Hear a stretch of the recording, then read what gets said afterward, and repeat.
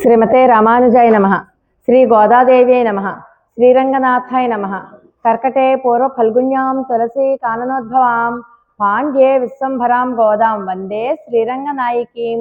ప్రియ భగవద్బంధువులారా, రావులపాలెం గ్రామంలో వేంచేసి ఉన్న శ్రీ సీతారామచంద్ర స్వామి వారి యొక్క ఆలయంలో ప్రతిరోజు కూడా ధనుర్మాస వ్రత మహోత్సవాలు అత్యంత వైభవంగా జరుగుతూ ఉన్నాయి.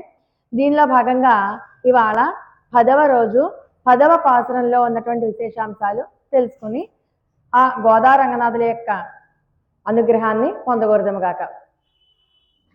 ఈరోజు 10వ పాసురం, 10వ రోజు.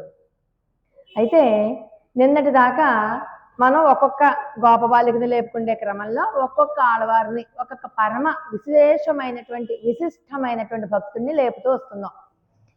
కృష్ణ పరమాత్మని విడిచి ఆ విరహంతో నిద్ర లేక ఈ వ్రతం చెయ్యాలి అని చెప్పి బయలుదేరి వస్తున్నారు. ఈ 10 మంది మాత్రమే ఎందుకు నిద్రిస్తున్నారు అంటే దానికి కూడా మనం చెప్పుకున్నాం. ఈ 10 మంది కూడా భగవంతుని చేత ప్రేమించబడేవాళ్ళు, భగవంతుని చేత ప్రేమించబడే విశిష్టమైనటువంటి వ్యక్తులు. అలాంటి పరమ భాగవతోత్తములని ముందర పెట్టుకుని కనుక వెళ్తే మనకి పరమాత్మ సన్నిధానానికి చేరగలిగేటటువంటి సులువైన మార్గం. అంటే వాళ్ళు చేపట్టుకుని తీసుకెళ్ళిపోతారు, మనం ప్రయాస పడక్కర్లా. వాళ్ళలాగా అలాగే మీకు మర్కట న్యాయము, మార్జాల న్యాయం అని కూడా చెప్పాను కదా. మార్జాలం అంటే పిల్లి ఎలాగైతే తన పిల్లల్ని యొక్క సంరక్షణ బాధ్యత తనే తీసుకుంటుందో, అలాగా పరమాత్మ కూడా ఈ విశిష్టమైనటువంటి ఈ వ్యక్తులు కూడా మన సంరక్షణ బాధ్యత వాళ్ళు తీసుకుని మనల్ని చేపట్టుకుని డైరెక్ట్ గా కృష్ణ పరమాత్మ దగ్గరికి తీసుకెళ్ళిపోతారు. అది సులువు, అలా వెళ్ళడం సులువు. మనకి మనం ప్రయత్నం చేసామనుకోండి, జరగచ్చు, జరగకపోవచ్చు, దారి తప్పిపోవచ్చు. అదే వాళ్ళని ఎదురు పెట్టుకుని కనుక మనం వెళ్ళామనుకోండి, సరైన మార్గంలో మనల్ని దిశానిర్దేశం చేస్తారనమాట. అంటే ఇప్పుడు మనం ఏం చేయాలి? అలాంటి వాళ్ళు కనబడితే అలాంటి వాళ్ళ దగ్గరికి వెళ్ళి వారి కటాక్షాన్ని, వారి అనుగ్రహాన్ని మనం సంపాదించుకుని మనం ఏం చేయాలి? మమ్మల్ని ఇలాగా భగవద్ అనుభవ యోగ్యత మాకు కూడా ఉంది అని మనల్ని కూడా వాళ్ళంతటి వాళ్ళుగా తయారు చేయమని చెప్పి వేడుకొని వాళ్ళ ద్వారా మనం వెళ్తాం అన్నమాట. అంటే వారి ద్వారా ఈ సంసారంలో ఉన్నటువంటి మనం తరించే మార్గాన్ని మనకి చెప్పమని చెప్పి చెప్తాం. పరబ్రహ్మ కటాక్షాన్ని లేదా పరమాత్మ కటాక్షాన్ని పొందే సులభమైన మార్గం వాళ్ళ ద్వారా తెలుసుకుంటాం. అయితే పరమాత్మను పొందే మార్గాలు కర్మ, భక్తి, జ్ఞాన. ఈ 3 మార్గాలలో దేని ద్వారా అయినా పొందొచ్చు. కర్మ అంటే నిష్కామ కర్మ, అంటే మన పనులన్నీ మనం చేసుకుంటూనే, మన నిత్య కృత్యాలన్నీ చేసుకుంటానే, అన్ని పనులు చేసుకుంటూనే పరమాత్మను పొందొచ్చు. అది ఎలాగా? స్వకర్మణ తమభ్యశ్చ సిద్ధిం విందతి మానవ అంటూ పరమాత్మ వర్క్ ఈజ్ వర్షిప్ అంటాం కదా. పనినే దైవంగా భావించి, అంటే ఏ పని చేస్తున్నా కూడా పరమాత్మ కృప వల్ల చేస్తున్నాము, ఇదంతా కూడా పరమాత్మకి అంకితము అని భావిస్తూ వర్క్ ఈజ్ వర్షిప్ గా భావిస్తూ చేయడం. మనకి ఏ పని అప్పు చెప్పినా అది భగవద్ ఆరాధనగా చేసుకుంటాం అనమాట. పొయ్యి మీద అన్నం పెడుతున్నాం, అన్నం వండుతున్నాం అనుకోండి, కృష్ణ క్షయం అని పెట్టుకున్నాం అనుకోండి. ఇవాళ కృష్ణుడికి వంట ఏం చేస్తున్నావు? ఇవాళ భగవంతుడికి ఏం నైవేద్యం పెడుతున్నావు? ఇవాళ భగవంతుడికి కాఫీ నైవేద్యం పెట్టావా? లేకపోతే మనం చూడండి, పాలంటే నారాయణుడు అనుకున్నాం కదా. నారాయణుడు వచ్చాడా అంటే ఎవరు? పాలు వచ్చాయా ఇంటికి? అలా ప్రతిదాన్ని కూడా మనం భగవదర్పితం కనుక చేయగలిగితే, మన కర్మని భగవదర్పితం కనుక చేయగలిగితే, మనకి విహితమైనటువంటి కర్మ చేత భగవంతుని యొక్క ఆరాధన చేసినా కూడా మానవుడు ఉద్ధరింపబడతాడు. అది కర్మ. ఇంకొకటి ఏంటి? జ్ఞానం. సర్వం జ్ఞాన ప్లవేనైవ వృజనం సంతరిష్యసి. మనం జ్ఞానం అనేటటువంటి పడవతో భగవత్ ప్రాప్తికి ప్రతిబంధకంగా ఉన్నటువంటి ఏ పాపరాశినైనా దాటచ్చు. భగవంతుడే, పరమాత్మ గురించి తెలుసుకుందాం అనుకోండి, పాపం చేయాలనిపిస్తుందా? మనకి చెయ్యాలనిపించదు. కాకపోతే ఆ పాపాన్ని దాటేటటువంటి కొన్ని రకాలైన రెమెడీస్ కూడా చేసుకుంటాం మనం, పరిహారం. ఇప్పటిదాకా మనం ఏదో జరిగింది, ఏదో జరిగిపోయింది, ఇక ముందర నుంచి మనం పశ్చాత్తాపం చెంది ఆ పాపాలన్నీ చేయకుండా, ఎందుకని అది భగవద్జ్ఞానం మనకు కలిగింది కాబట్టి. అలా జ్ఞానం ద్వారా కూడా పరమాత్మని పొందొచ్చు. ఇంకొకటి ఏంటి? భక్తి.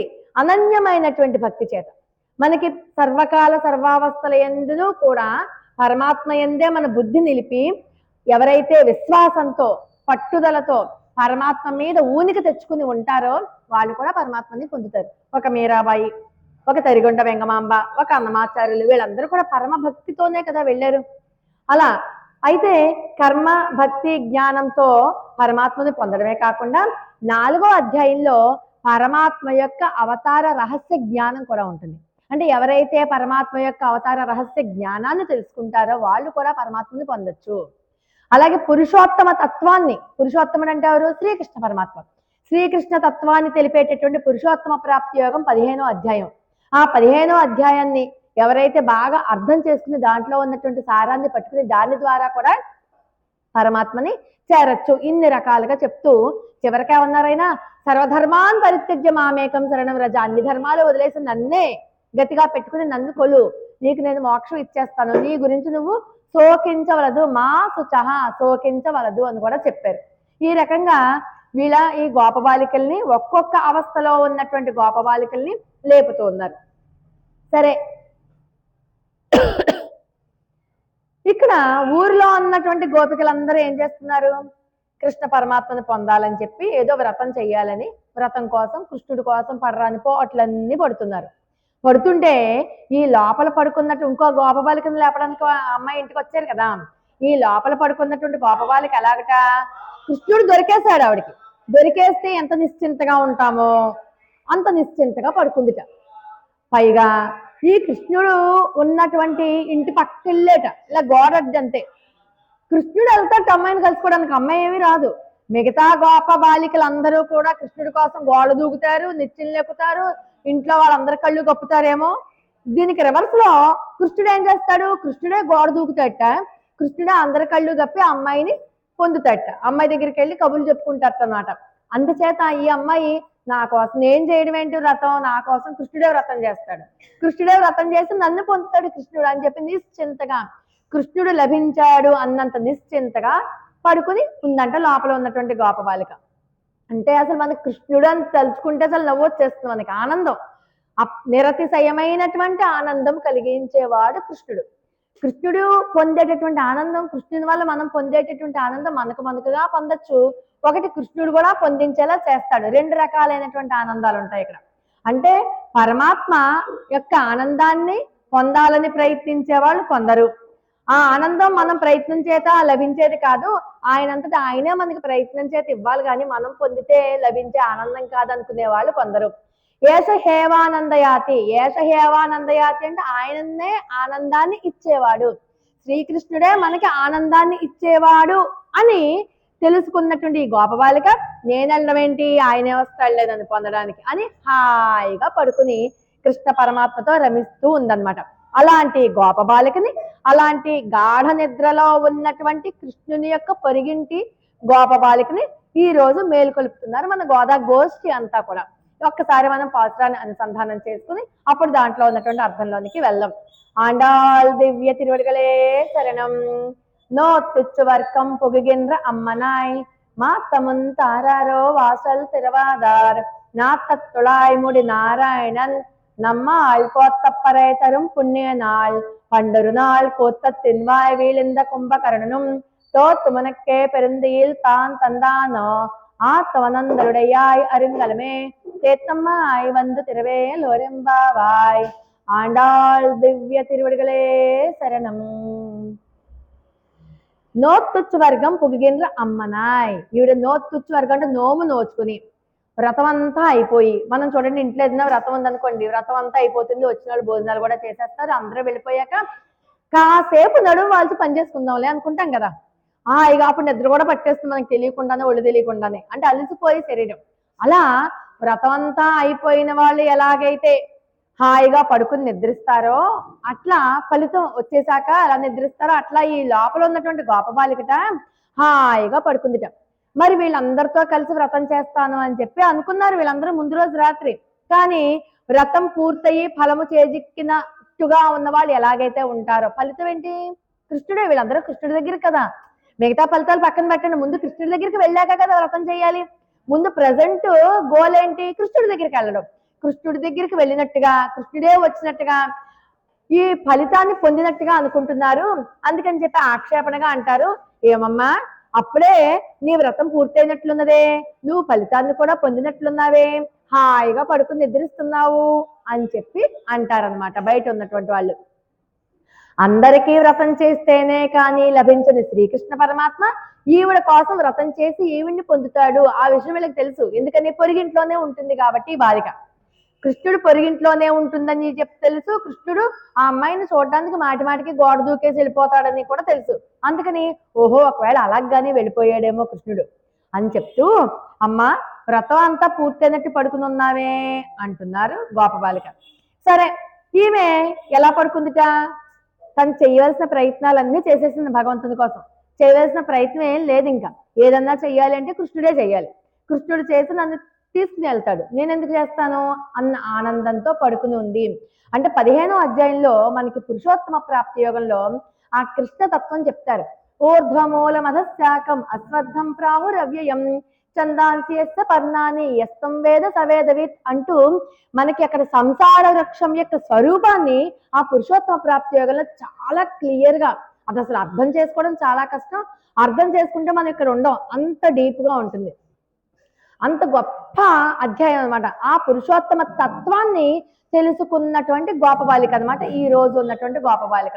కాబట్టి ఆ పురుషోత్తముణ్ణి పట్టుకోవడానికి లేకపోతే ఆ పురుషోత్తముణ్ణి పొందడానికి నేను చేయవలసింది ఏదీ లేదు.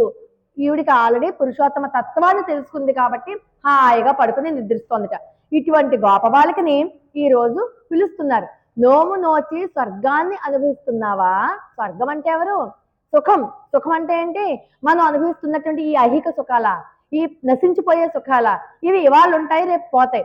శాశ్వతమైనటువంటి సుఖం ఏంటి? శ్రీకృష్ణ పరమాత్మ.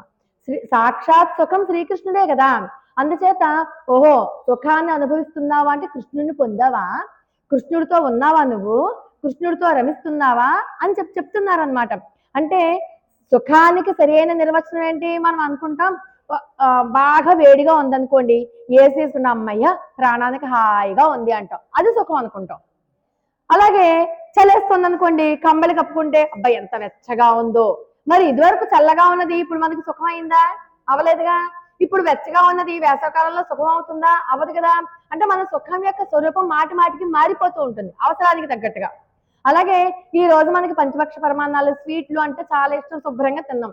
రేపు నిజంగా మన ఒంట్లో 400 షుగర్ ఉందనుకోండి, ఈ స్వీట్లే చెడు చేస్తాయిగా. మరి ఇప్పుడు సుఖాన్ని ఇచ్చింది రేపు ఎందుకు ఇవ్వట్లేదు అంటే ఇవన్నీ కూడా అశాశ్వతాలు. ఇప్పుడు మనం ఏదైతే అనుభవిస్తున్నామో ఇవన్నీ అశాశ్వతాలు. శాశ్వతమైనటువంటి సుఖం ఏదైనా ఉంది అంటే అది పరమాత్మ మాత్రమే. కాబట్టి అపరిమితమైనటువంటి ఆనందాన్ని ఇచ్చే సుఖం శ్రీకృష్ణ పరమాత్మే. అటువంటి కృష్ణ పరమాత్మ దగ్గరున్నాడు కావచ్చు, అందుకే హాయిగా నిద్రపోతుంది. శ్రీరామచంద్రమూర్తి అరణ్యానికి వెళ్తూ సీతమ్మ వారిని అంటారు, నువ్వెందుక అరణ్యంలోకి వస్తావు సీత, నువ్వు ఇక్కడ హాయిగా ఉండు, నా తల్లుల యొక్క సేవ చేసుకుంటూ వాళ్ళకి ఏం కావాలో అవసరాలన్నీ చూసుకుంటూ ఉండు అని చెప్తే, వద్దు వద్దు, నువ్వు ఎక్కడుంటే అదే నాకు స్వర్గము, నువ్వు లేని ఈ అయోధ్యలో అన్ని సౌకర్యాలున్నా నాకు ఇది సుఖము కానేరదు, ఇది నరకంతో సమానం అని చెప్తుంది తల్లి. అందుచేత నారీణాం ఉత్తమం వధు అని కదూ, అందుకు కదూ అన్నారు అమ్మవారిని. అంటే భర్త అంటే పరమాత్మ ఎక్కడైతే ఉంటారో అది మాత్రమే మనకి సుఖము. పరమాత్మ లేకుండా ఈ మనం అనుభవించే ఈ ఐహిక సుఖాలన్నీ కూడా సుఖాలు కావు, అవన్నీ కూడా అశాశ్వతాలు. కాబట్టి స్వర్గం అంటేనే భగవత్ ప్రాప్తి. అందుకని భగవత్ ప్రాప్తి పొందినదానా అని సంబోధిస్తూ ఉన్నారు. సంబోధిస్తూ మరి ఈ భగవత్ ప్రాప్తి ఇప్పుడు చూడండి, ఇందాకే చెప్పుకున్నాం, స్వీట్స్ ఇవాళ తింటాం, రేపు అన్నాడు మనకి అనారోగ్యం చేసినప్పుడు తినగలమా? తినలేం. బీపీ ఉంటుంది, ఇప్పుడు లేదు బీపీ మనకి, కానీ 4 రోజులు పోయాక చూసుకుంటే 150 బీపీ ఉంటుంది, అప్పుడు తినగలమా? ఉప్పు కారాలు వేసుకుని మంచి మంచి ఊరగాయలు, కొత్త ఊరగాయలు తినగలమా? అవేంటి ఈ రోజు మనకి నచ్చింది రేపు ఎందుకు నచ్చలేదు అంటే అవన్నీ కూడా నశించిపోయేవి. కానీ పరమాత్మ నశించిపోయేది కాదు. కానీ పరమాత్మ సుఖం అనేది ఎప్పుడు ఒకటే. ఇవాళ పరమాత్మ సుఖాన్ని ఇస్తాడు, రేపైనా అదే సుఖాన్ని అంతకంటే ఎక్కువ సుఖాన్ని ఇస్తాడు, అంతే తప్పితే మిగతావన్నీ కూడా నశించిపోయేవైతే పరమాత్మ సుఖం, భగవత్ ప్రాప్తి సుఖం ఈనాడు అనుభవించి వదిలేది కాదు. ఇవాళ స్వీట్స్ తినేసి రేపు అనారోగ్యంగా ఉందని మానేస్తాం, కానీ భగవత్ సుఖం అలాంటిది కాదు, ఇవాళ అనుభవించి వదిలేసేది కాదు. ఇవాళ కాదు, మన జీవితం ఉన్నంత కాలం, మన జన్మ ఉన్నంత కాలము కూడా అనుభవించిన సుఖాన్ని ఇచ్చేది ఏదయ్యా అంటే అది పరమాత్మ సుఖమే.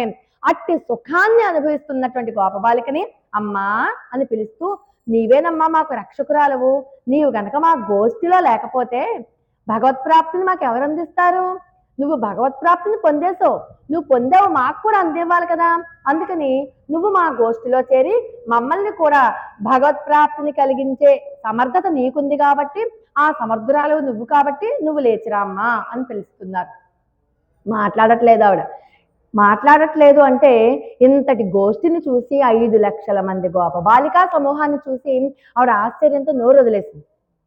వీళ్ళు ఏమనుకుంటారు, ఇంకోలా అనుకున్నారనమాట. మాట్లాడకపోవడానికి ఇంకోలా. మా అత్తమం తారారో వాసలు తిరవాదారు. అమ్మ తలుపు తెరవకపోతే మానే, కనీసం మాట్లాడచ్చు కదా. మన ఇంటికి ఎవరన్నా తలుపు కొట్టారనుకోండి, మనం ఏదైనా పనుంటే వస్తుందా అంటామా అనమా. అలాగ ఒక్క మాట మాట్లాడచ్చు కదా నువ్వు. ఆ ఒక్క మాట మాట్లాడమ్మా, తెరవకపోతే మానే. అలాగే ఆంజనేయ స్వామి శ్రీరామచంద్రమూర్తి విజయవార్తని సీతమ్మవారికి చేరవేశారు. సీతమ్మవారికి చేరవేసేసరికి సీతమ్మవారి ఆనందార్షహాతిరేకంతో అలా షాక్ అనమాట. అలా ఆనందంగా ఒక్కొక్కసారి ఆనందంతో కూడా నోట్ల నుంచి మాటలు రావు కదా, అలా ఉండిపోయారు. అలాగా ఈ గోపబాలిక సమూహాన్ని చూసి లోపల ఉన్నటువంటి గోపబాలిక ఆనందంతో అలా మాట రాని దానిలాగా ఉండిపోయింది తప్పితే మాట్లాడకూడదని కాదు. వీళ్ళు ఇంకోలా అనుకున్నారు. వీళ్ళు ఇంకోలా అనుకుని, ఏమ్మా నీ యొక్క ఆనందానికి మేము ప్రతిబంధకం కాదు కదా, ఆటంకం కాదు. ఆటంకం అయినప్పుడు కదా నువ్వు మాట్లాడడం మానేయాలి. మేమేమి ఆటంకం కాదు. కాబట్టి మాకు భగవద్ దర్శనం కంటే, అంటే కృష్ణ పరమాత్మ దర్శనం కంటే కూడా నువ్వు ఒక్కసారి మాట్లాడితే నీ వాక్యే మా మనసును చల్లబరుస్తుంది. ముందర మేము విరహంతో ఉన్నాం. భాగవతోత్తముల యొక్క మనం పరమాత్మ గురించి తెలుసుకునే దశలో ఉన్నాం అనుకోండి, మనకి పురాణాలు వినే కొద్ది వినాలనిపిస్తుంది. ఎక్కడ భాగవతం చెప్తున్నారో, ఎక్కడ రామాయణం చెప్తున్నారో, ఎక్కడ తిరుప్పావే చెప్తున్నారో వింటే అబ్బా విన్నంతసేపు బాగుంటుంది కదా, మనకి కాసేపు విందాం, ఇక్కడ కూర్చుండే కదా అక్కడే కూర్చుందాం, పుణ్యం పురుషార్థం 2 వస్తాయి అనుకుని వింటూ ఉంటాం కదా. వినడం వల్ల ఏమవుతుంది, ముందు మనసు చల్లబడుతుంది. మన మనసుకి మనకి ఒక దిశానిర్దేశం, మనం ఎవరిని పొందాలి, ఎవరి కోసం తాపత్రయపడాలి, ఎందుకు తాపత్రయపడాలి, ఈ జన్మించింది ఎందుకు, మనం ఎవరిని పొందాలి, కొన్ని విషయాలన్నా తెలుస్తాయి కదా. ఎప్పుడో అప్పుడు ఈ సంవత్సరం కాకపోతే మళ్ళీ వచ్చే సంవత్సరం ఇంకో రోజు పరమాత్మ దగ్గరికి వెళ్ళే దూరం తగ్గిపోతుందిగా మనకి పరమాత్మకి.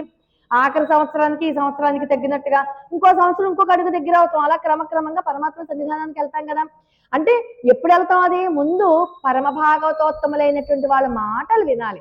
వింటే అమ్మా భగవద్ దర్శనం కాదు మాకు ముఖ్యం, నువ్వు ఒక్కసారి మాట్లాడితే చాలు. నీ మాటల నుంచి వెలువడేటటువంటి ఆ భగవత్ విషయాలు ఉన్నాయి చూసావా, అవి వింటే అప్పుడు మేము హాయిగా ఉంటాం. ఒక్కసారి మాట్లాడమ్మా. మనం చూడండి, కాశీ కానీ, రామేశ్వరం కానీ, తిరుమల తిరుపతి కానీ ఎక్కడికైనా వెళ్తే ముందు ఆ విశేషాలన్నీ కనుక్కుంటాం. అదొక ఆనందం మనకి, అవునా కదా. విన్న వాళ్ళకి ఆనందం, చెప్పిన వాళ్ళకి ఆనందం కదా. ఎలా వెళ్ళారు ఏంటి, బస్సులో వెళ్ళారా, ఎంతమంది వెళ్ళారు, దర్శనం బాగా జరిగిందా, ఎన్నిసార్లు స్నానం చేసావు గంగా నదిలో, ఎన్నిసార్లు అడుగుతామో దర్శనం ఎన్నిసార్లు అయింది, రష్ బాగా ఉందా, అదొక ఆనందం. అలా అలా వినే కొద్దీ కూడా వినాలనిపిస్తూ ఉంటాయి కదా అవన్నీ. అందుచేత ఒక్కసారి మాట్లాడమ్మా. అవి వింటూ ఉంటే మనం ఏమనుకుంటాం అంటే దర్శనం లైన్లో కూర్చుని ఒక అరగంటలో బయటకు వచ్చేస్తాం అనుకుంటాం. కానీ ఆయన 6 గంటలు చేస్తాడు. ఎందుకని, మన అహంకారం. అరగంటలో వచ్చేస్తాను అంటే నీకు అంత లోకుగా ఉన్నాడా పరమాత్మ. ఎప్పుడైతే నువ్వు అలా అనుకున్నావో వెంటనే 6 గంటలు చేస్తాడు. అయ్యి బాబా ఇంత రష్గా ఉంది, మనం వెళ్ళలేమో, ఏమో ఆ పరమాత్మ చూసుకోవాలి అని దండం పెట్టుకున్నారనుకోండి, అరగంటలో బయటకు వచ్చేస్తారు. అది మనం రెండోసారి చేసింది సర్వస శరణాగతి. మొదటిసారి అహంకారం, అయ్యి బాబు మన వాళ్ళన్నీ చాలా కవర్ చేయాలి, ఒక అరగంటలో దర్శనం అయిపోతే అలవేలు మంగాపురం, పద్మావతి, దేవాంబ, కంచి వెళ్ళిపోవాలి, అక్కడికి వెళ్ళిపోవాలి, ఇక్కడికి వెళ్ళిపోవాలి, ప్లాన్ వేస్తాం కదా. అవన్నీ చక్కగా 0 చుట్టుపక్కన పెడతాడు ఆయన. అందుకని మనం ఎంత వినయంగా ఉంటే మన పనులు అంత తొందరగా అయిపోతాయి. నాకు అవ్వట్లేదు ఇవాళ, స్వామి ఆయనే చూసుకోవాలి, ఈ లైన్లో నించోవడం వరకే కదా మన పని, అంతే కదా. లైన్లో నించోవడం వల్ల మనం దూసుకెళ్ళిపోలేం కదా. మన రామాలయంలోకి వచ్చేసినట్టు వచ్చేయగలమండి తిరుపతిలో, కుదరదుగా. దానికి కొన్ని అక్కడ నియమ నిబంధనలు ఉంటాయి కదా. అందుచేత మనం ఎంత వినయంగా ఉంటామో అంత అంత త్వరగా మన అహంకారం తగ్గుతుంది. ఎప్పుడైతే భగవద్భక్తుల యొక్క మాటలు వింటామో ఆ భగవద్భక్తుల యొక్క మాటలు వినడం ద్వారా మనలో ఉన్నటువంటి అహంకారం తగ్గిపోతుంది. మనలో ఉన్నటువంటి అహంకారం ఎప్పుడైతే తగ్గుతుందో వెంటనే పరమాత్మ దగ్గరికి వెళ్ళేటటువంటి దూరం కూడా తగ్గిపోతుంది. కాబట్టి నీ పరమాత్మ దర్శనానికి కానీ లేకపోతే నీ దర్శనానికి కానీ మేము ప్రతిబంధకంగా ఉన్నప్పుడు నువ్వు మాట్లాడకూడదు. కానీ మేము అలా ప్రతిబంధకంగా లేక నీకు సపోర్ట్గా ఉన్నాం కదా. మేము కూడా కృష్ణ పరమాత్మే కదా మార్గంలోనే కదా ఉన్నాం. కాబట్టి ఒక్కసారి మాట్లాడమ్మా, నీ వాక్కును వినిపించి మా హృదయాన్ని చల్లబరచు అంటూ చెప్తూ ఉన్నారనమాట. ఈ మాటలు వింటే లోపల ఉన్నటువంటి బాలికి ఏమనిపించిందంటే, ఓహో నేను కృష్ణుడితో కలిసి ఉన్నానని వీళ్ళు అనుమాన పడుతున్నారు. కృష్ణుడు ఇక్కడ ఉన్నారని చెప్పి ఇక్కడ ఏం లేడు కదా కృష్ణుడు, కృష్ణుడు ఉన్నాడని చెప్పి అనుమాన పడుతున్నారేంటి, ఎందుకర్రా మీరు అలా మాట్లాడుతున్నారు, నా దగ్గర ఏం కృష్ణుడేం లేడు అని లోపల నుంచి అంటుంది అనమాట. అప్పుడు అంటే వెంటనే అంటారు, అమ్మా నువ్వు దాచాలి అన్నా దాగేది కాదు ఆ తత్వం, మాకు తులసి వాసన తెలుస్తోంది ఇక్కడికి. మరి తులసిమాల వేసుకుంటాడు కదా పరమాత్మ, ఆ తులసిమాల వేసుకుని ఒక్కసారి మనల్ని గట్టిగా కౌగిలించుకున్నాడు అనుకోండి కృష్ణుడు, ఒకసారి ఊహించుకోండి కృష్ణుడు మనల్ని కౌగిలించుకున్నట్టు ఎంత అందంగా ఉంటుందో. తులసిమాల పరిమళం మనకి శరీరానికి అంటుకుంటుందా, అంటుకోదా? మనం వేసుకోకపోయినా కృష్ణ పరమాత్మ వేసుకున్న పరిమళ భరితమైనటువంటి తులసిమాల పరిమళం మనల్ని అంటుకుంటుంది. అది ఎన్నిసార్లు స్నానం చేస్తే పోతుంది, అసలు స్నానం చేయాలనిపిస్తుందా? మరి ఆ పరిమళం మాకు తెలుస్తోంది బయటికి. తులసి పరిమళం ఉంది అంటే అక్కడ ఖచ్చితంగా విష్ణువు ఉన్నట్టే, సాక్షాత్ కృష్ణుడు ఉన్నట్టే. కృష్ణుడు ఉంటే తులసిమాల వేసుకుంటాడు, తులసిమాల వేస్తే కృష్ణుడు ఉన్నట్టే. తులసికి కృష్ణుడికి అభేదం. అందుకని మీరు ఏ పండగ కానివ్వండి, ఏ పుణ్యమైనటువంటి రోజు కానివ్వండి, ఎక్కడ దీపం పెట్టినా తులసి కోటలో దీపం పెట్టండి అంటారు. ఏకాదశికి ఎక్కడ దీపారాధన చేయండి, ముందర తులసి కోటలో దీపారాధన చేయండి అంటారు. తులసి కోటలో విష్ణుమూర్తితో సహా 33 కోట్ల మంది దేవతలు నివసిస్తూ ఉంటారు. తులసి కోటలో దీపారాధన చేస్తే చాలు, మొత్తం 33 కోట్ల మంది దేవతలకి దీపారాధన చేసేసినట్టే. అందుచేత తులసి పరిమళం మాకే తెలుస్తుంది. నాత తులాయముడి నారాయణన్, తులసి పరిమళం తెలుస్తుందమ్మా మాకు, నువ్వు దాచినా దాగదు ఆ తత్వం. మరి తులసి పరిమళం తెలుస్తుంది, కృష్ణుడు కనిపించట్లేదే, ఆయన ఎవరు? నారాయణన్, నారాయణుడు. నారాయణుడు కనబడతాడేంటి, అన్ని చోట్ల ఉన్నాడుగా ఆయన, అంటే ప్రతి చోట ఆయన ఉన్నారు కాబట్టి నారాయణుడు నారములు అన్నిట్లోనూ కూడా ప్రవేశించి ఉన్నవాడు, కంటికి కనిపించడు. నీలోనూ నాలోనూ అన్నిట్లోనూ ఉన్నాడు. తులసిమాల వాసన వస్తోంది అంటే ఖచ్చితంగా, తులసి పరిమళం వస్తోంది అంటే ఖచ్చితంగా నారాయణుడు ఉన్నాడు. కాబట్టి ఆ విషయం మాకు తెలుస్తోంది. తలుపులు అది కాదర్రా, తలుపులు వేసేసి ఉన్నాయి కదా, తలుపులు వేసున్నా ఆయన రాగలడు, ఆయన నారాయణుడు కాబట్టి. తలుపులు వేసున్నా కూడా ప్రతి జీవి కూడా, అంటే అక్కడ మనకు ఉన్నది ఉన్నట్లుగా కనిపించకపోయినా సరే నామరూపములు కలిగిన ప్రతి వస్తువులోనూ కూడా నారాయణుడు ప్రవేశించగలడు. ఆఖరికి తనని ద్వేషించే వాళ్ళల్లో కూడా నారాయణుడు ఉంటాడు. తనని ప్రేమించే వాళ్లే కాదు, తనని ద్వేషించే వాళ్ళు కూడా నామరూపాలు ఉంటాయి కదా. తనని పూజించినంత మాత్రాన వాళ్ళల్లో నారాయణుడు లేడా? ఉన్నాడు, అందరిలోనూ నారాయణుడు ఉంటాడు. కాబట్టి అన్ని చోట్ల ఉన్నాడు కాబట్టి నీ దగ్గర కూడా ఉన్నాడు, మాకు ఆ తులసి పరిమళం తెలుస్తోంది అని చెప్తూ, ఒకవేళ అతను నిన్ను మాట్లాడనీయకుండా ఉంటాడు అంటే మేము ఒప్పుకోం. ధర్మాత్ముడు, పరమధార్మికుడు నారాయణుడు. ఎందుకంటే మా దగ్గర ఏమీ లేదు, ఏమీ లేని మాకే మా చేత వ్రతం చేయిస్తానని చెప్పినటువంటి పరమధార్మికుడు ఇప్పుడు నీ దగ్గర ఉండి మమ్మల్ని తీసుకురాకుండా లేకపోతే మమ్మల్ని రాకుండా అడ్డుకుంటాడని అనుకుంటున్నావా? అస్సలు కాదు. పరమధార్మికుడు. నమ్మాల్ పోత్త పరైతరం పుణ్యం నాల్, అంటే మేము మంగళము పాడగానే మాకు పరను ఒసిగేటటువంటి, అంటే పరను ఇచ్చేటటువంటి పుణ్యాత్ముడు నారాయణుడు. మేము ఒక్కసారి ఆయన చేరి మంగళం పాడాము. ఆ మంగళం అంటే నువ్వు బాగుండాలి, నువ్వు చాలా క్షేమంగా ఉండాలి, సర్వకాల సర్వావస్థలు నువ్వు ఆనందంగా ఉండాలి, నీ ఆనందమే మాకు కావాలి అన్ని మంగళం పాడతాం. దిష్టి తగలకుండా చూసుకుంటాం. మనం ఏమనుకుంటాం అంటే పరమాత్మకి ఎవరో మనం మంగళం పాడేది, మంగళం అంటే ఏంటి, దిష్టి తీయడవను లేకపోతే ఇంకోటనో అనుకోండి. పరమాత్మ మన అందరికంటే పెద్ద, కానీ మనం ఎందుకు మంగళం పాడాలి? ఆయన చేత ఆయన మీద ఉన్న ప్రేమ చేత. ఆయన అంటే మనకి ప్రేమ, చిన్న పెద్ద తేడా ఏముంది? అందుకే చూడండి, దిష్టి తీసేటప్పుడు చిన్న పెద్ద తేడా లేదమ్మా, ఎవరికైనా తీసేయచ్చు, పర్వాలేదని చెప్తారు. ఎందుకని? ప్రేమ చేత. ప్రేమ ఉన్న వాళ్ళు తీయాలి, అది అసూయతోటి కోపంతో ఉన్న వాళ్ళు తీయకూడదు, మళ్ళీ వాళ్ళు చేయి మంచిది కాదంటారు. అది మన అందరికీ ప్రేమ ఉంది కాబట్టి కృష్ణ పరమాత్మకి మంగళం పాడుతున్నాం. అలా ఏమీ లేని మేము, అంటే భగవత్ ప్రాప్తికి తగిన సాధనాలే లేవు మా దగ్గర, ఎలా పొందాలో తెలియదు. అలాంటి ఏమీ లేని మేము ఆశ్రయించడానికి ఆయన ఒక దారి చూపించాడు, ఎలాగా వెళ్ళాలి అని చూపించాడు, ఇంత సమూహాన్ని ఇచ్చాడు. అలాంటి పరమధార్మికుడు అయినా కాబట్టి నీ దగ్గర ఉన్నా కూడా మమ్మల్ని రావద్దు అని చెప్పి మాత్రం ఆయన ఎప్పటికీ కూడా ఆటంకం కలిగించడు. మమ్మల్ని కూడా ఆయన తీసుకుని వెళ్తాడమ్మా.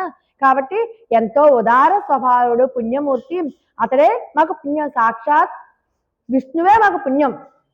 కాబట్టి ఆ కృష్ణ పుణ్యం మా దగ్గర ఉన్నంత వరకు నువ్వు ఆటంకాలు కలిగించలేవు, నువ్వు కూడా ఏమీ అలా చేయలేవమ్మా. కాబట్టి ఒక్కసారి లేచి నువ్వు రా, నిన్ను పొందకుండా చేసేటటువంటి ప్రతిబంధకాన్ని అయితే మేమేమి కాదు, మేము కూడా కృష్ణ పరమాత్మను పొందాలని చెప్పే వస్తున్నాం అన్నా సరే ఈవిడ పెద్దగా స్పందన రాలేదు ఆవిడ దగ్గరికి. ఇన్ని రకాలుగా వీళ్ళ మనసులో ఉన్నటువంటి విషయాన్ని చెప్పినా కూడా స్పందన ఏమి రాలేదు. ఏమమ్మా, ఆ కుంభకర్ణుడు ఏమన్నా పూనేశాడా నీకు, అంత నిద్రపోతుందో? మళ్ళీ రామాయణంలోకి వెళ్ళిపోయింది. పండరునాள் పోత తిన్వా వీళ్ళింద కుంభకర్ణం. కుంభకర్ణుడు నిద్ర మనకి అందరికీ తెలిసిందే కదా, 6 నెలలు నిద్రపోతాడు, 1 రోజు లేస్తాడు. ఆ ఒక్కరోజు దేనికి లేస్తాడు? భోజనం చేయడానికి లేస్తాడు. రివర్స్ లో కోరిక అడిగాడు, కానీ అమ్మవారు స్వామి తారుమారు చేస్తారు దాన్ని. ఆ కుంభకర్ణుడు ఏమన్నా పునేశాడా? ఆ కుంభకర్ణుడి నిద్ర ఆ రోజు సీతమ్మ వారిని ఒక్కరిని మాత్రమే పరమాత్మకి దూరం చేసింది. కానీ నీ నిద్ర ఉంది చూసావా, ఇంతమందిని మమ్మల్ని పరమాత్మకు దూరం చేస్తుంది. ఆయన నిద్ర తామస నిద్ర, కానీ నీ నిద్ర సాత్వికమైన నిద్రే, భగవద్ విషయాన్ని అనుభవిస్తున్నటువంటి నిద్రే. ఆయన నిద్ర కంటే నీది ఇంకా దీర్ఘ నిద్ర. కాబట్టి ఒక్కసారి లే అని చెప్తున్నారు. పాపం లోపల ఉన్నటువంటి బాలిక అనుకుంటోంది మనసులో, ఏంటి వెళ్ళి వెళ్ళి వెళ్ళి ఆ రాక్షసుడితో పోలిస్తారు నన్ను అని పాపం బాధపడుతుంది. కానీ ఇక్కడ ఇంకొక విశేషం ఏంటంటే, రాక్షసుడితో పోల్చడం కాదు, కుంభకర్ణుడు అంటే ద్రవిడ భాషలో అగస్త్య మహర్షిని కుంభకర్ణుడు అంటారు. ద్రవిడ భాషలో తమిళంలో అగస్త్య మహర్షిని కుంభకర్ణుడు అంటారు. కుంభకర్ణుడు అంటే ఏంటంటేట, వింధ్య పర్వతం, ఈ కొన్ని వరాలు ఉన్నాయి వింధ్య పర్వతానికి. ఎప్పుడు కావాలంటే అప్పుడు పెరిగిపోతుంది, ఎప్పుడు కావాలంటే అప్పుడు తగ్గుతుంది. తనకు ఒక అహంకారం వచ్చింది. ఎలాగా? నేను కనుక పెరిగితే సూర్యుడు ఎలా వెళ్తాడో చూద్దాం. సూర్యుడి గమనానికి, సూర్యుడు మరి తూర్పు నుంచి పడమరకి, పడమర నుంచి తూర్పుకి రావాలి కదా. సూర్యగమనానికి ఆటంకం కలిగించాలని చెప్పి బాగా పెరిగిపోయింది. ఎప్పుడైతే సూర్యగమనానికి ఆటంకం అయిపోతుందో ఇటువైపు లోకాలన్నీ చీకటిగా అయిపోతాయి కదా. సూర్యుడు ఎక్కడుంటే అక్కడ విపరీతమైన ఎండ ఉంటుంది, సూర్యుడు లేని చోట విపరీతమైన చీకటి వచ్చేస్తుంది. అందరూ వెళ్ళి గగ్గోలు పెట్టారు శ్రీ మహావిష్ణువు దగ్గర. శ్రీ మహావిష్ణువు ఏం చేస్తారంటే అగస్త్య మహర్షిని పంపుతారు. ఆయన మహర్షి, ఆయన దారికి ఎవరైనా సరే, ఎంతటి వాళ్ళైనా సరే ఒంగుని దాసోహం అనాల్సిందే. మహర్షులు అందరు లేకపోతే శాపం ఇచ్చేస్తారు కదా కోపం తెప్పిస్తే. అందుకని ఆ దారి గుండా వెళ్తారు ఆయన. మహర్షి కదా, వంగి నమస్కారం చేయాలి కదా, వంగుంటుంది నమస్కారం చేస్తూ, నేను వచ్చేదాకా ఇలాగే ఉండదు, నేను మళ్ళీ వస్తానని చెప్పి వెళ్తాడు, మళ్ళీ రాడు. దాంతో ఏమైంది? అహంకారం అణిగిపోయిందా లేదా? అంటే వింధ్య పర్వతాన్ని నొక్కేశాడు ఆయన. వెళ్ళినవాడు ఇప్పటిదాకా రానేలేదు ఆయన.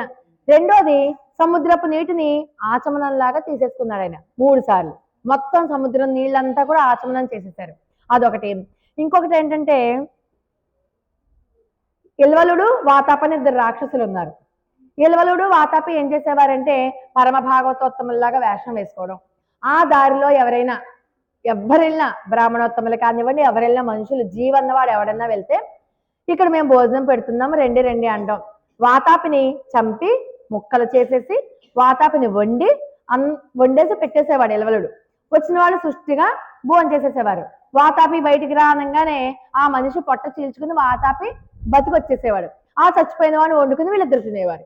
రోజు మళ్ళీ అతను నేను చంపుతాను రా అంటే ఎవడొస్తాడు? రాడు కదా. భోజనం పెడుతుందంటే అందరూ వెళ్తారు. అందుకని భోజనం పెడతాను రా అని చెప్పి పిలవడం, చంపడం, తినడం, ఇదే పని. ఇలా సాగుతోంది వీళ్ళ వ్యవహారం.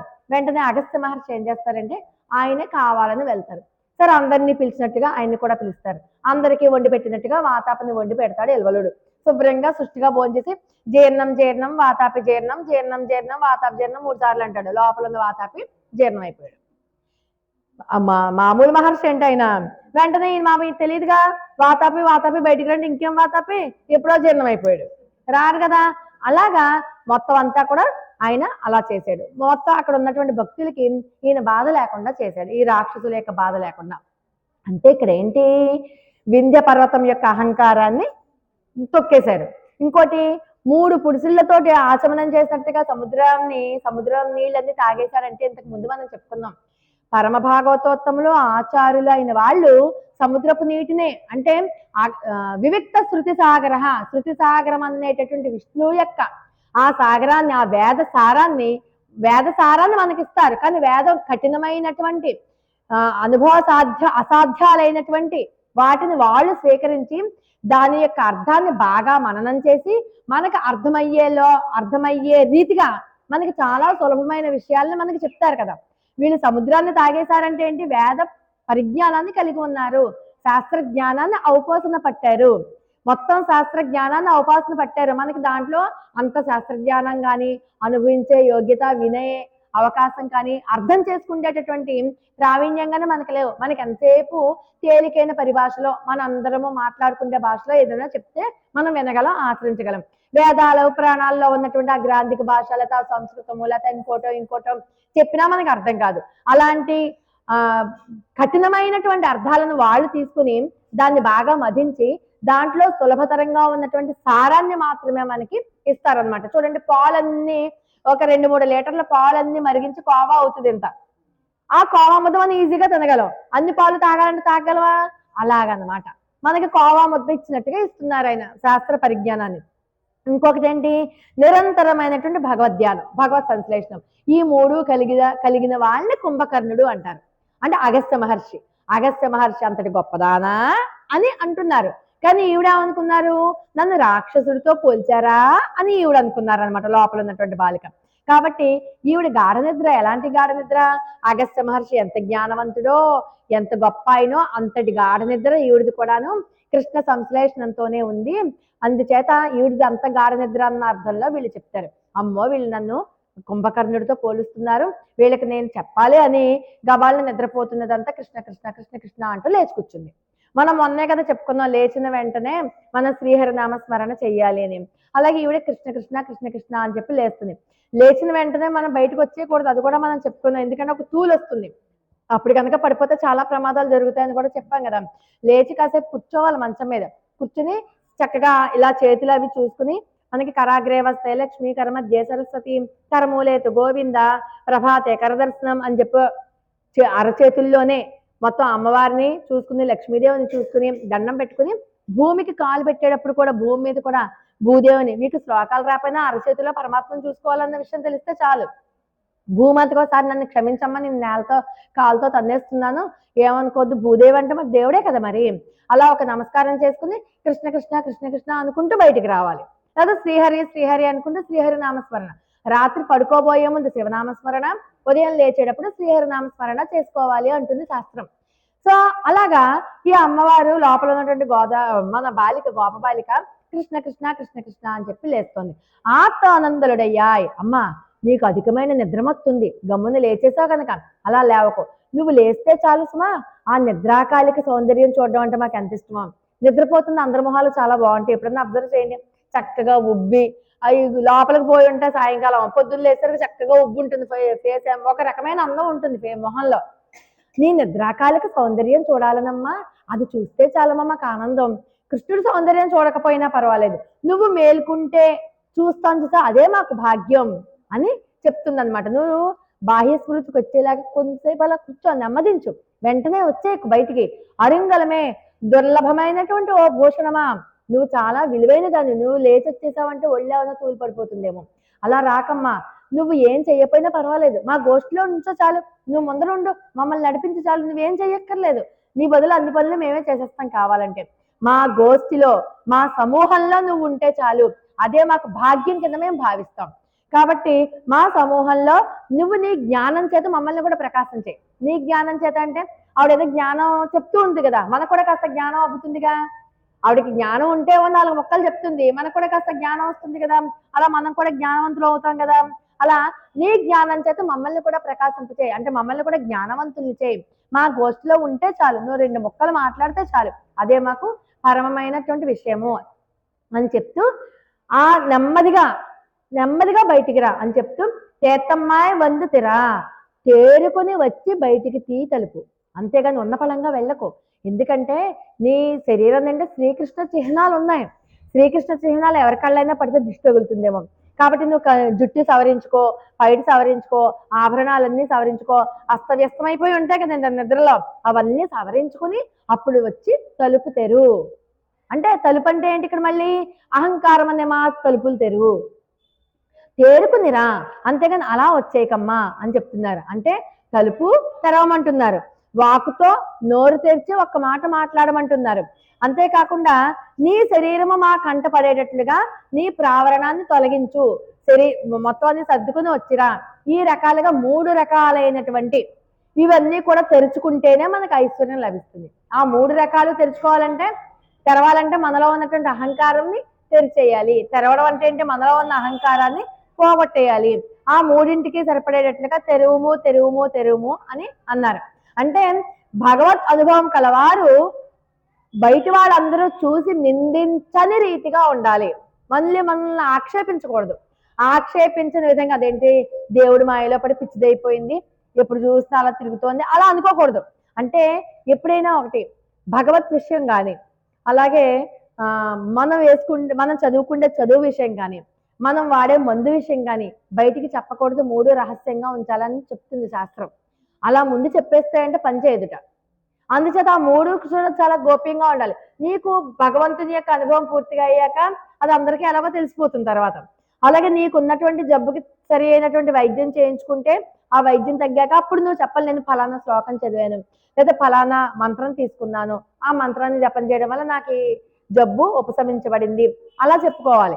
అలాగే మనం గొప్ప గొప్ప చదువులు చదువుతున్న అప్లికేషన్ పెట్టాం అనుకోండి, నేను ఇలాగ ఎంఫిల్ చేయడానికి, డాక్టరేట్ చేయడానికి ఇలా అప్లికేషన్ పెట్టామంటే ఆ డాక్టరేట్ అక్కడితో ఆగిపోతుంది. నిజంగానే జరుగుతుంది, అది ఆటంకాలు అన్నమాట. అవి ఒక నెగిటివ్ ఎనర్జీ వెంటనే ఫామ్ అయిపోతుంది. అందుచేత అవన్నీ మనకి వచ్చాక చెప్తే దోషం లేదట, కానీ ముందే చెప్పకూడదుట. అందుచేత అందరూ చూసి ఆక్షేపించేలాగా వద్దు అని చెప్తుంది. అంటే ఈరోజు గోపబాలిక ఎలాంటి అవస్థలో ఉంది? ఏకేంద్రియ అవస్థలో ఉంది. ఎలాగా? దుఃఖేష్వనుదిగ్న మహనాహ సుఖేషు విగత స్పృహ వీతరాగ భయక్రోధ సతదీర్ మునిరుచ్యతే. అంటే దుఃఖానికి కుంగిపోకూడదు, అలాగే సుఖం వచ్చినప్పుడు పొంగిపోకూడదు. రాగము, భయము, క్రోధము ఇవన్నిటినీ కూడా విడిచిపెట్టేసేయాలి. వాటి వల్ల మనం ఏ రకంగానూ కూడా ప్రభావితం కాకూడదు. అలాంటి స్థితిలో ఉన్నటువంటి గోపబాలికని ఈ రోజు మనం లేపుతున్నాం అనమాట ఈ పాసురంలో. ఆ గోపబాలిక పరంగా మనం ఏం చెప్పుకుంటున్నాం? ఒక ఆళ్వారిని చెప్పుకుంటున్నాం కదా. ఆ ఆళ్వారు ఎవరంటే నమ్మాళ్వారు. ఆయన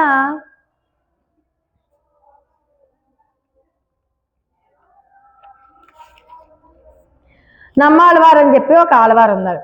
ఈయన ఎలా అంటే మిగతా ఈ నమ్మాళ్వారి యొక్క గొప్పతనం ఏంటంటే, ఈ ఆళ్వారు మిగతా ఆళ్వార్లందరికీ కూడా ఓకే, తిరునగరి ఆళ్వార్ తిరునగరి అని మేము వెళ్ళాం.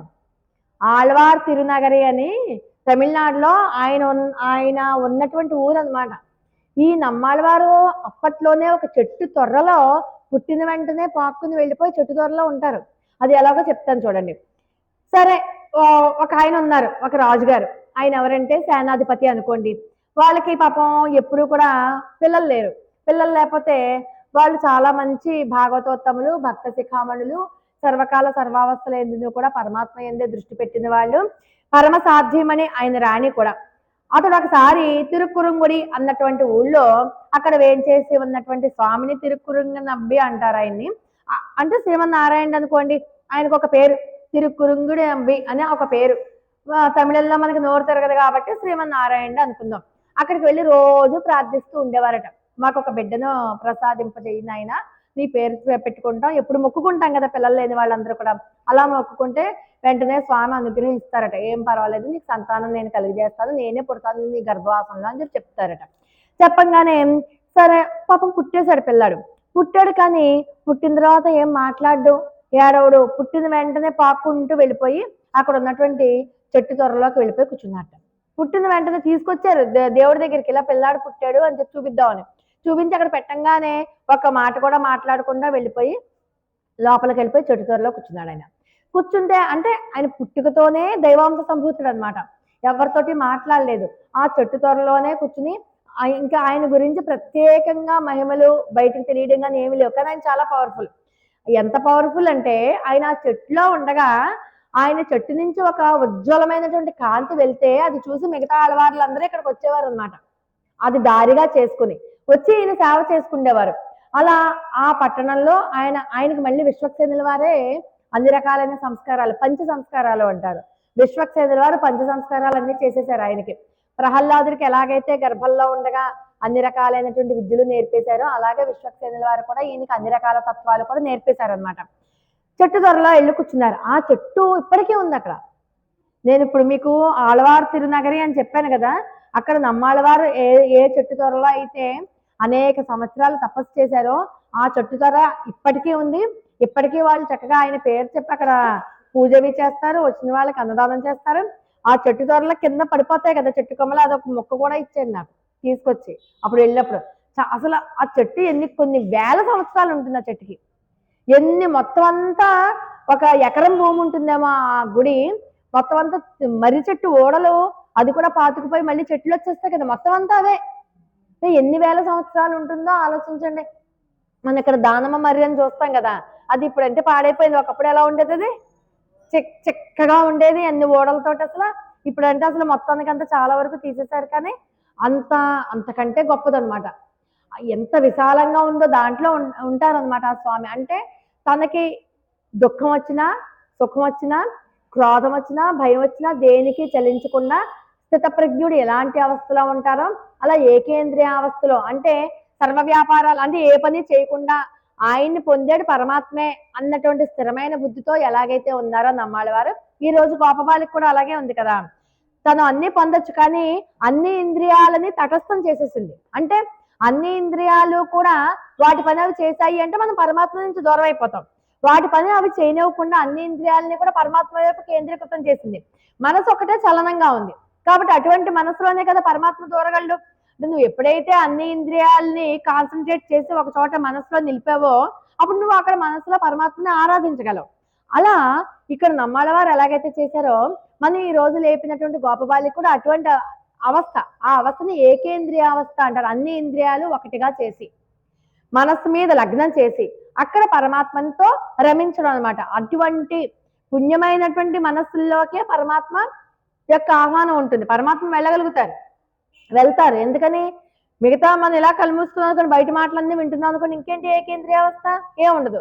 మనం ఎవరు వచ్చినా ఎవరు చేసినా మనం ఏం చెల్లించకుండా ఉండి మనలో మనమే నవ్వేసుకుంటూ మాట్లాడేసుకుంటూ ఉన్నాం అనుకోండి కృష్ణుడితోటి, అప్పుడు ఏకేంద్రియ అవస్థ. అంటే మనలో మనమే మాట్లాడుకుంటే పెదాలు కదలో లోపల ఉన్నటువంటి కృష్ణుడితోటి ఆత్మతోనే రమిస్తూ ఆత్మతోనే లయం చేసుకుంటూ అదొక రకమైనటువంటి బ్రహ్మానందానుభవాన్ని పొందుతున్నటువంటి గోపబాలికని మనం ఈ రోజు లేపు. అంతటి జ్ఞానవంతురాలు అనమాట. ఆ జ్ఞానవంతురాలు అని చెప్పడం కోసం అని చెప్పి ఈ పద్మాసనం వేసుకున్నటువంటి ఈ నమ్మాళ్ళ వారిని లేపినాము అని అనుకుని ముగ్గురు లేపాం. నిన్న 4, ఇవాళ 5వ ఆయన్ని లేపాం అనమాట. 10వ పాసరం కదా, ఇంకొక మిగతా 5 పాసరాలలో మిగతా 5గురిని లేపుతాం. అలా లేపాం అని చెప్పి అనుకుని ఈ రోజు ఇంతటితో స్వస్తి ప్రజాభ్య పరిపాలయంతాం న్యాయేన మార్గేణ మహిమహీసాః గోబ్రాహ్మణేభ్య శుభమస్తు నిత్యం లోకా సమస్తా సుఖినో భవంతు. ఆండాళ్ దివ్య తిరువడిగలే శరణం. జై శ్రీమన్నారాయణ. జై శ్రీరామ్. జై శ్రీరామ్.